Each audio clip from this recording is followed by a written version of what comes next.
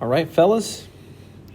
So I'm just going to go through this third example here. And for a G period, you already went through it, so I apologize. We're doing it again. But all right, so we're looking at this third example here. So we've got given this problem, and we're trying to prove that plus or minus 10, the square root of 10 equals x. So remember, again, we said in class that number 1's given. Okay. Number 2, notice how the only thing that changes is that the 2 is distributed, right? So that would be distributive property. Okay. Step 3, I changed 4x squared plus 10 plus 4x squared to 8x squared plus 10. So that's substitution. Okay. And now I start the train of reflexive operation substitution, right? So 70 equals 70. I erase the minuses, the negative signs on mine just to keep things. So I could subtract. Okay, number 5, subtraction. I subtract 70 from both sides, so subtraction POE. Okay, number 6. So I subtracted from both sides, so now I'm done. So I'm going to substitute.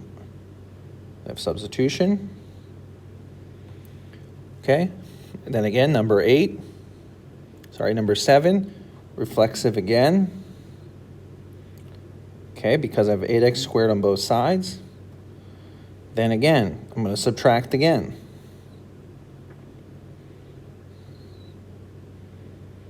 Okay. Number 9, substitution.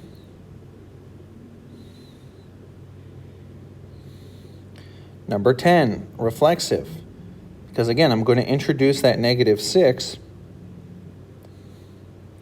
so that I can divide by it. Step 11, division.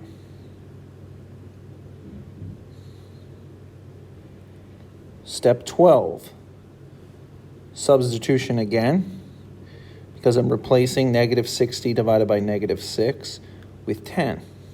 Replacing this with this. Number 13, square root property, because I took the square root of both sides. 14, substitution, because I simplified. This time I only substituted square root of x squared as x. And last but not least, I switched. So I have symmetric, okay? I switched where x and the square root plus or minus the square root of 10 were, okay? So that's 15 steps. That's a lot, but that's a big equation, okay? So, again, a couple things, right? Look out for the different properties. Look out for the pattern, reflexive subtraction, substitution, or maybe reflexive addition, substitution, reflexive division, substitution. Notice reflexive, mathematical operation, and then substitution. And when I say mathematical operation, I mean addition, subtraction, multiplication, or division usually, okay? Okay, so now what we want to do is see how we can set these up on their own, okay? So example 1, we're given x minus 5 equals 12.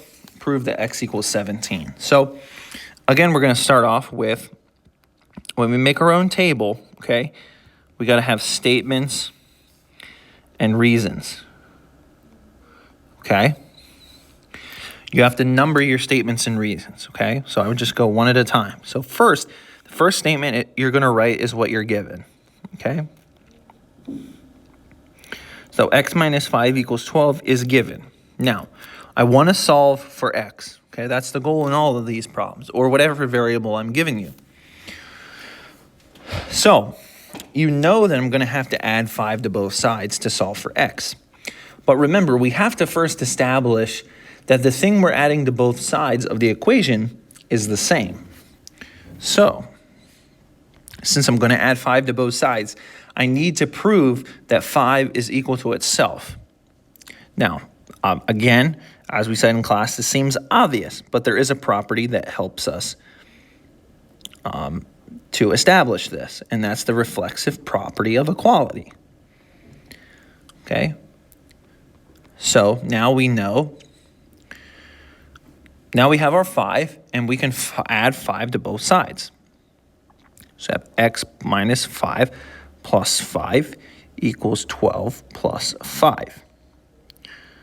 So now I want to show what I did. Okay, you don't want to directly go to, hey, Mr. Enzi, I added 5 to both sides, and I get x equals 17, done. Okay? You have to show what you did. Okay? In this case, that was the addition property of equality. Okay? And then lastly, now we can say x equals 17, okay? Because I substituted, right? I substituted 17 for 12 plus 5, and I substituted x for x minus 5 plus 5. Okay? And so I'm done because I proved what I was trying to prove, okay? I'm done. Don't write the word prove. Don't write the word, if the proof is finished, you're done, right? Because you've shown over here, you've shown the statements. Over here, you've shown the reasons why, okay? Okay. So, let's do another one. Okay. So now we have 4x plus 8 equals 4x plus 2. Prove x equals negative 2. Okay. So, again, I'm going to start by writing statements and reasons.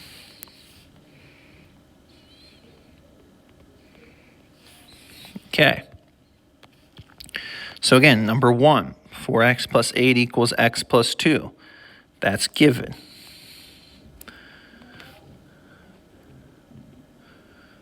Now, depending on how you want to solve this, okay, you should be thinking in your head as soon as you see the problem, I know what the answer is, but how am I going to solve? Okay, so what I would do is, I would subtract x on both sides first. But remember, I need to establish, right, that x equals x before I subtract it. So again, that's reflexive POE, property of equality. Okay, next, 4x minus x plus 8 equals x minus x plus 2. That's the subtraction POE. Okay, because I'm subtracting x from both sides. But again, I have to introduce x equal to itself before I do that. Okay, step number 4. 3x plus 8 equals 2. Okay, that is substitution. Because again, I substituted x minus x plus 2 for 2, and 4x minus x plus 8, I put 3x plus 8 in its place. Now the next step to solve is I'm going to subtract 8. So I'm going to let 8 equal 8 because I'm going to subtract it. So again, I need to introduce it as equal to itself because I can only add, subtract, multiply, and divide the same number on both sides. So now I have 3x plus 8 minus 8 equals 2 minus 8. Okay, that's subtraction.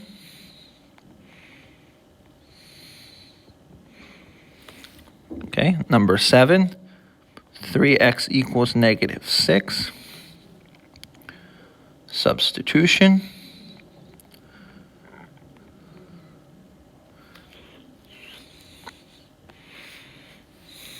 Number 8, I need to divide both sides by 3.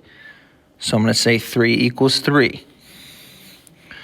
That's, again, reflexive. So, again, the pattern repeats itself. Number 9, 3x over 3 equals negative 6 over 3. That's division.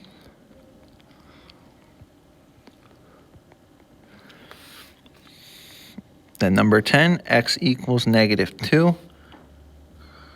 Okay. Again, substitution.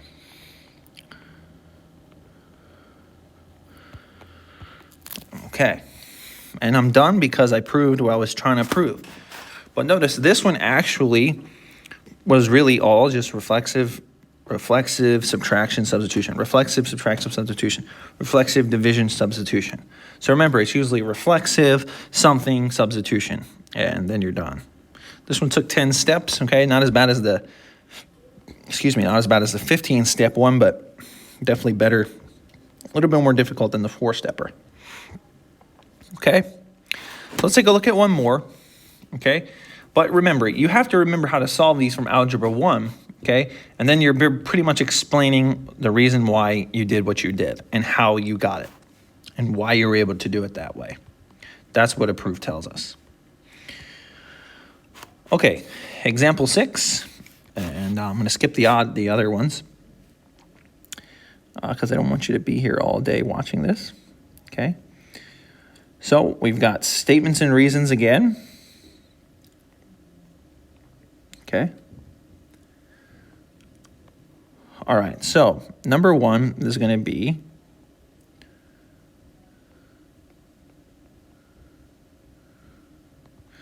we're going to write out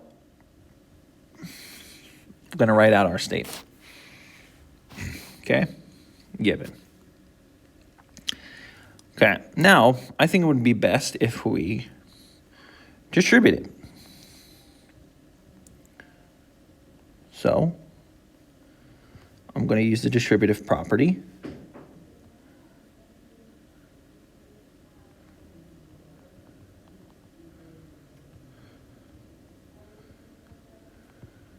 Okay. Step 3, I'm going to combine like terms. And we say substitution when we combine like terms. Okay, because we replaced 6x plus 2x with 8x. Now again, I notice I'm going to add 2 on both sides, so I need to introduce the 2.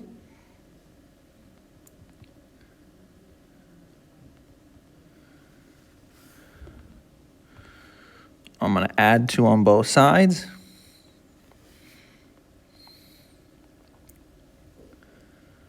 Okay, that's addition.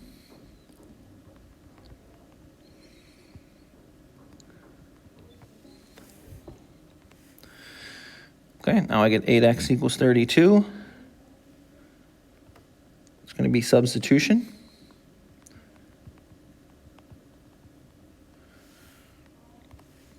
Okay, because I replaced 30 plus 2 with 32.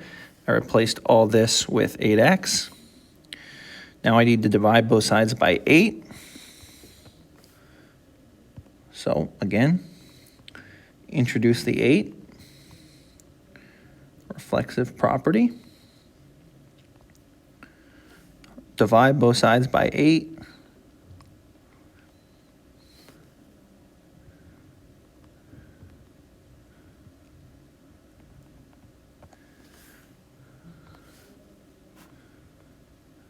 Okay. X equals 4. Substitution.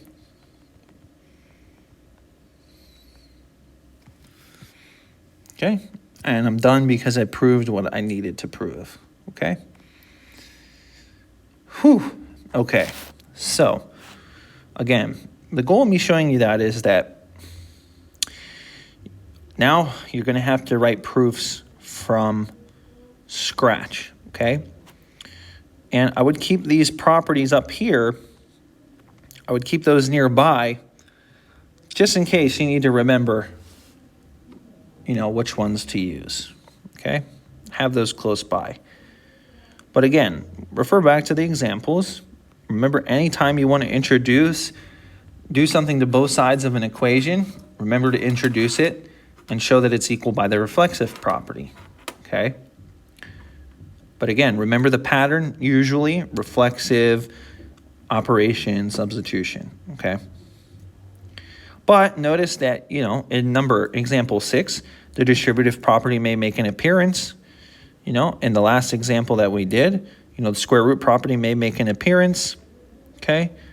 Combining like terms, which we call substitution, that might make an appearance randomly, okay? Theoretically, you could even have 2 substitutions in a row, right? So don't assume that you're not trying to memorize here, right? You're trying to explain why you're doing what you're doing, okay? That's the goal of this. And in anything you do, you're going to have to explain yourself. You know, if you go into court, if you're brought up in court, right? Or if you're the lawyer, either one, remember? You know, we said you're going to have to prove your case. You're going to have to explain yourself, okay? And you need to have good reasons, okay? So if you can practice good reasoning now, okay, that will spill over into other parts of your life, right? Because you're one person, you know? The whole, like, being one person here, being one person there, you know, it doesn't really work, okay? So, got to be able to defend, and you got to be able to defend what you believe in. You know what I mean? With good reasoning. Somebody rolls up on you and says, you know, they're trying to, you know, contradict you or whatever. You know, you want to fight for what you believe in, but you got to have good reasoning for it, or else, you know, they're going to laugh you off. They might laugh you off anyway, but better to laugh me off if I have good reasoning and I know what I believe and why I believe it, okay? So, in any case, have a wonderful day. Check on Classroom for your homework. And I will hopefully see you guys